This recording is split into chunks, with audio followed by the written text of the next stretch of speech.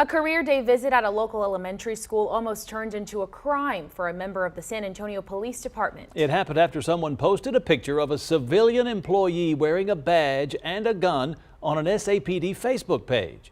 Eyewitness News reporter Marvin Hurst is following the story for us. Marvin, what's the issue here?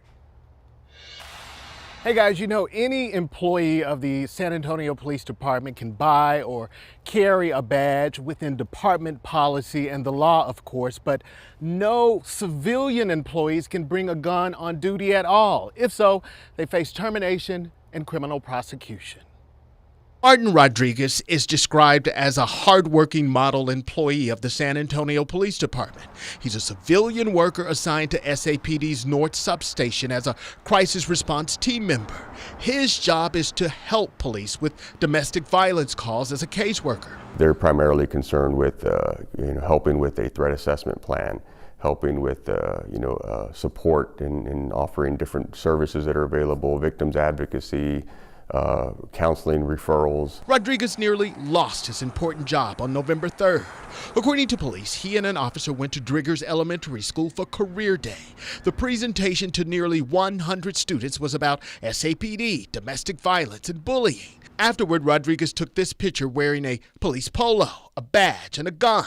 The picture was posted to a police department's Facebook page. A supervisor saw the picture and had it pulled down. Police say what they saw in this image was a policy violation and a potential act of crime. It's okay for a civilian to have a badge if it's a badge that says our chaplains, for example, carry badges, but if they were to wear it out kind of in the way that was represented in the photograph, that's certainly not okay when you add that with a weapon. Police say the picture gives the impression Rodriguez is a full-fledged officer, when he is not. Civilian employees like Rodriguez are not allowed to carry weapons at work, even with a license. Internal documents from SAPD reveal Rodriguez says he was doing this as an effect for the children.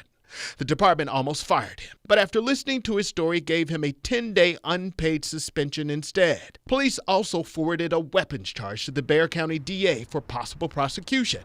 According to SAPD, the case was dismissed and Rodriguez is back at work at North Patrol.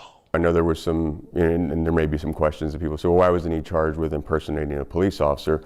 Well, the statute's really specific for that. He didn't really do anything to try to exert this pretend authority over anyone else. He wasn't trying to confer any type of benefit. So Rodriguez was asked never to wear that badge at work again. I spoke with District Attorney Nicola Hood just a little while ago on the phone. He says he rejected this case because it lacked criminal intent. Reporting live, Marvin Hurst, KENS 5, Eyewitness News.